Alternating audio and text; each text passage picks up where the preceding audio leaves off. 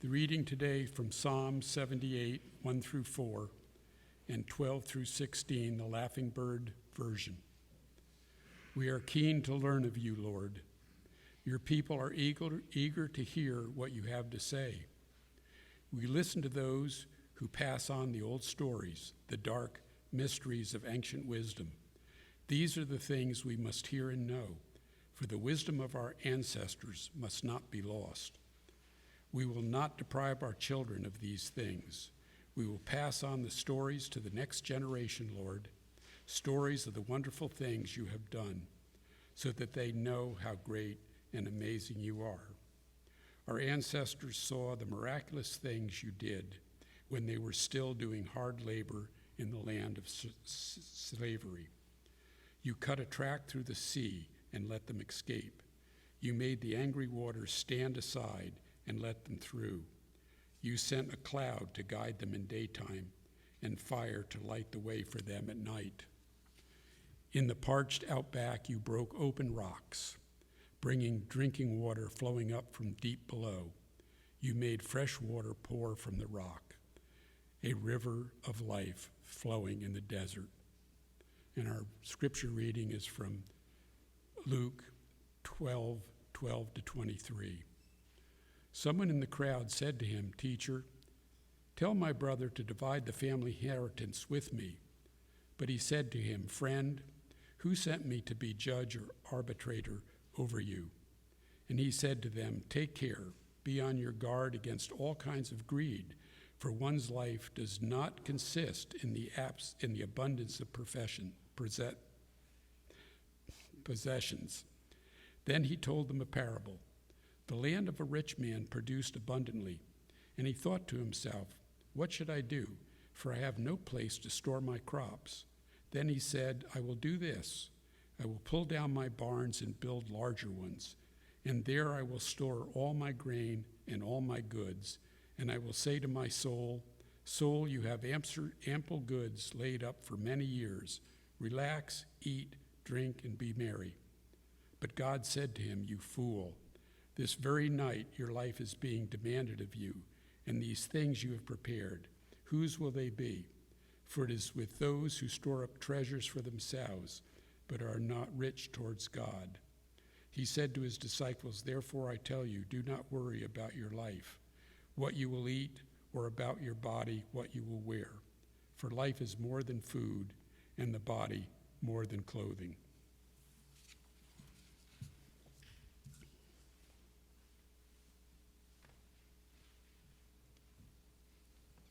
There is always a lot going on the first Sunday of October.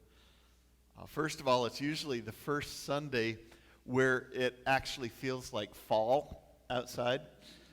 It's kind of funny. Summer hangs on a little longer here, and fall comes a little later.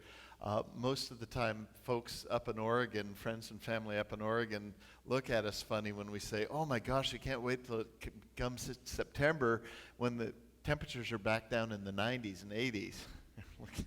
Excuse me. But again, fall comes early. The first Sunday of October is also the first Sunday of our annual stewardship emphasis. And that's when we start working on building a budget for the kind of ministry that we want to do for the following year.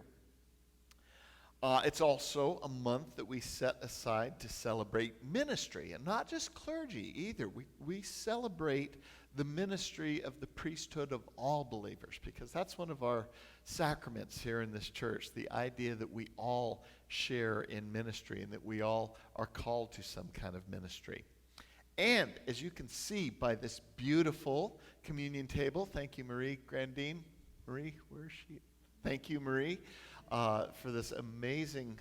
I almost want to just kind of preach from over here, but I know that's going to mess the cameras up. When you come up for communion, you'll be able to see it. Absolutely gorgeous. It is World Communion Sunday, which is where we celebrate the unity of Christ's church in the world. So how about we tackle that one first, because that way I can kind of continue on this week 2 of my sabbatical church hopping adventures throughout here. So, did you know that the Nazarene Church celebrates communion every week? Anybody know that? Well, I always thought that, people who take communion every week were kind of the high church things, the Catholics and Anglicans and Episcopalians and Orthodox, and along with all the other smells and bells rituals that they do, this is what it is. Sure, there are some random American-born Protestant churches, oddballs like us and the Stone Campbell heritage, who have communion every week, but we do that because we have a point to make. We want to be the oddballs in the room because it's our way of saying we do this to welcome people, not to shut them out. But I found out that there are other Protestant churches out there who enjoy being the oddballs along with us. So, last week I told you about a church here in town that by all appearances was a pretty hardcore evangelical church that had, the young hip pastors and stage lighting and projectors and a praise band that played music right off the Christian Top 40. And it was a Nazarene church. The Sunday I visited was the last week of their study on the book of Revelation. And I thought, oh boy, it has been decades since I've heard a good old turn or burn, in the lake of fire type sermon. This is going to be great. And here's what happened. The first slide that came up on the screens there, this is verbatim. Read as the author intended. Apocalyptic literature is written to help us interpret our world today in order to give us hope for a future. And the pastor went on to explain how the book of Revelation was not a book that predicted future events, but rather to give hope to those living under the Roman Empire's shadow, because it's not about us getting caught up and taken to heaven. It's to show that the reign of man's hope is incomplete. The reign of God is already complete and is close at hand, coming to us. And again, this is me. That's verbatim.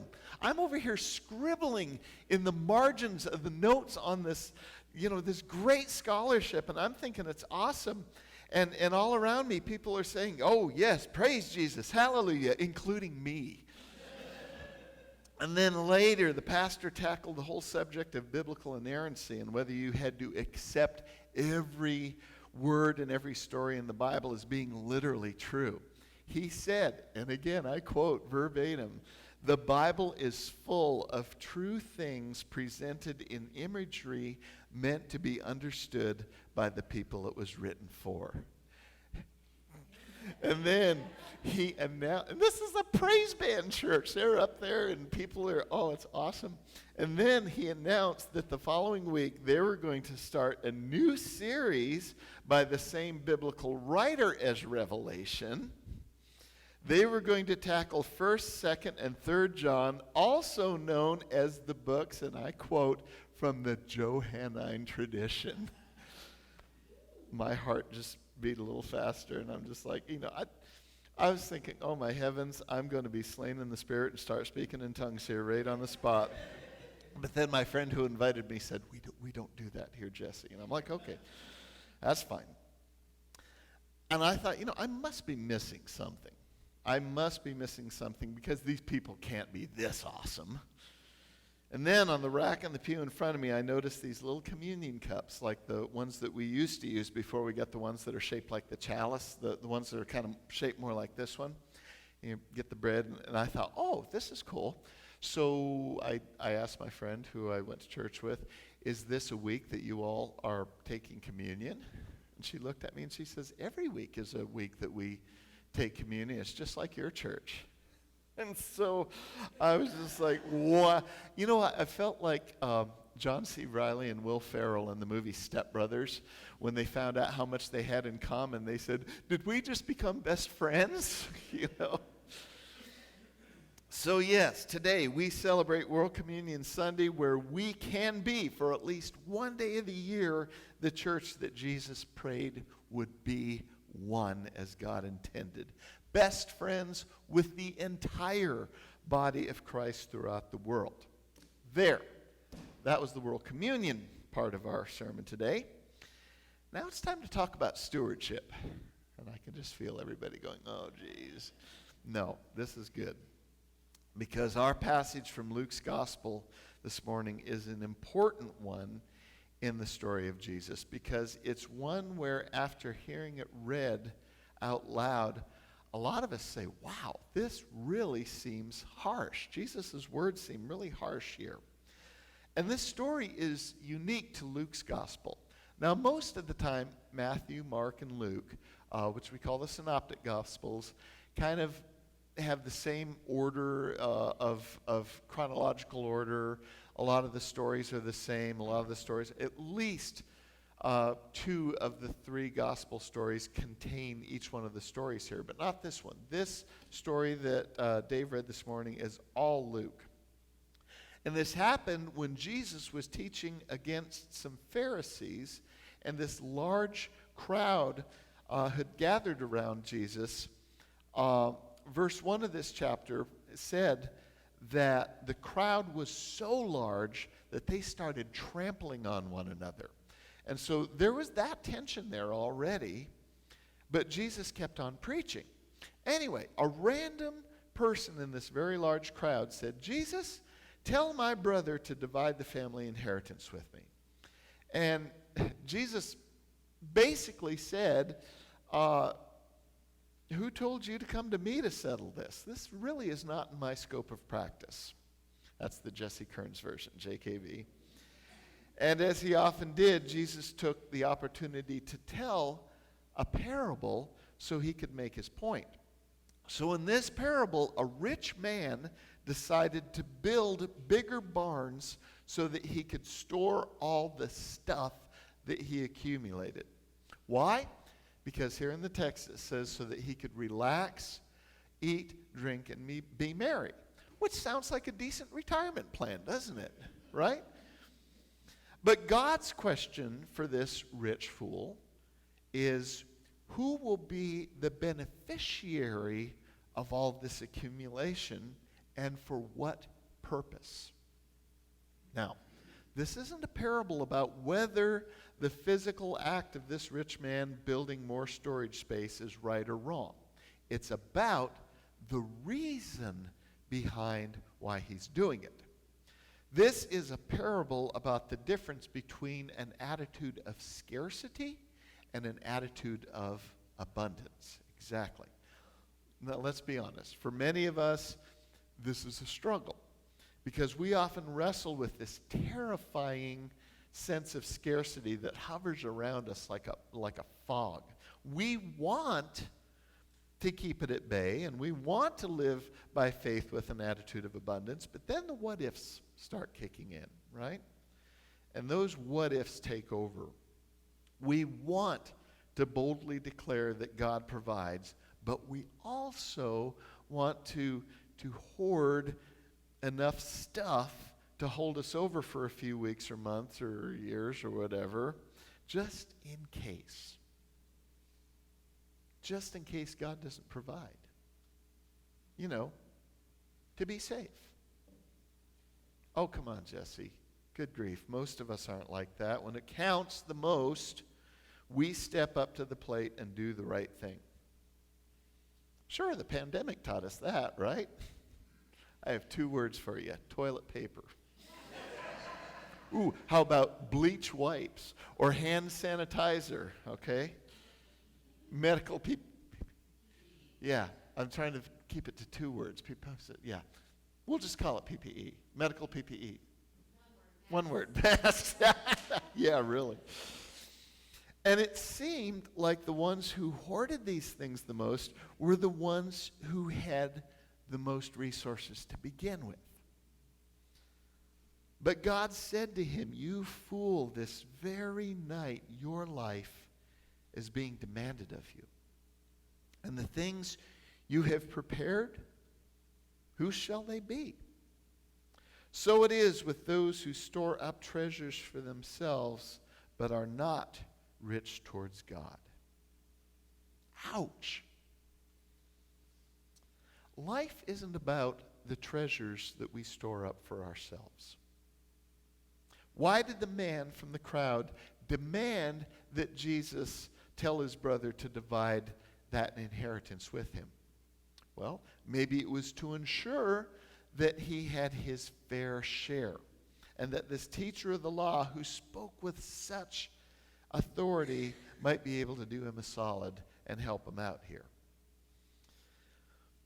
Someone once upon a time asked billionaire John D. Rockefeller how much money he considered to be enough. And Rockefeller said, just a little bit more. Now, he said this in the late 1800s and early 1900s when there were very few billionaires in the world at all. To this day, adjusting for inflation, Rockefeller is considered one of the wealthiest Americans of all time. At the peak of his wealth, Rockefeller had a net worth of about 1% of the entire U.S. economy. He owned 90% of all the oil and gas industry at the time. Compared to today's billionaires, Rockefeller makes Bill Gates and Warren Buffett look like paupers. And yet, he still wanted just a little bit more. And let me remind you, he was a great philanthropist. His foundation helped eradicate hookworm and yellow fever. He was quite a religious guy, too. He was faithful to his church. He was one of these members that would often volunteer as a janitor in his church. But it still bothers me about that when asked about what he believed is enough, he said more. Last week we talked about how we put God in a box when we realize that we can't fathom the length or height or depth or width or breadth of God. Should it surprise us then to consider that we aren't able to comprehend how God cares and provides for us? Oh, come on, Jesse, don't go there. You try saying God provides to someone who has nothing and cannot get enough leverage to overcome the poverty and the addiction and all of the other things that they've experienced since their first conscious memories. And you're right. You are right. I definitely would not say that to the person who has nothing and can't escape their life poverty cycle in their lives. However, I might say God provides to the person running over people in Costco with their shopping carts in order to hoard that last case of toilet paper so they can add it to the 3 cases that they already have at home just in case. They're the ones who can't seem to understand that God provides. In fact, it's much more likely. In fact, it's statistically proven that it is more likely for an impoverished person to give their last roll of toilet paper to somebody who they feel is in need than the one who has it all stored up in the garage. Okay? This very night, your life is being demanded of you. And the things you have prepared, whose will they be? Nothing communicates God's abundance more than the first creation story that we read about in Genesis 1. Now, the point of this story, the point of Genesis 1, the creation story, is not to provide generations of religious people with enough ammunition to argue the case that the world was created in 7 literal days so that they can use that information to separate the real Christians from the fake Christians. That's not what Genesis 1 is all about.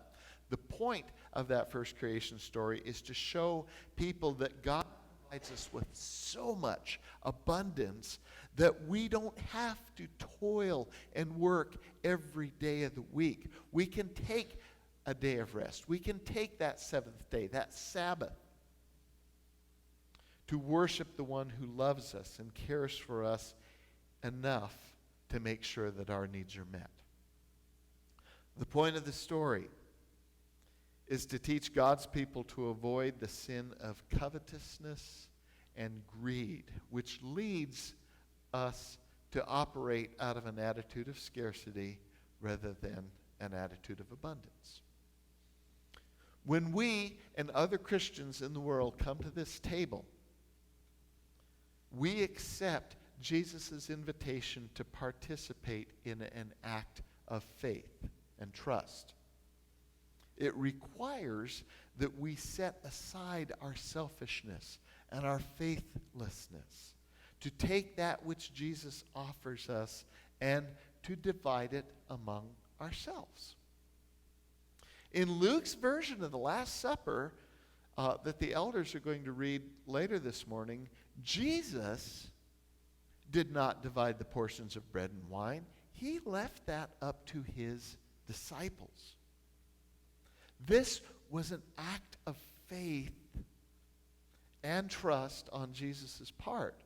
And our response, when we divide it among ourselves, as we will this morning, is an act of worship that shows we trust that Jesus will provide for us until he returns.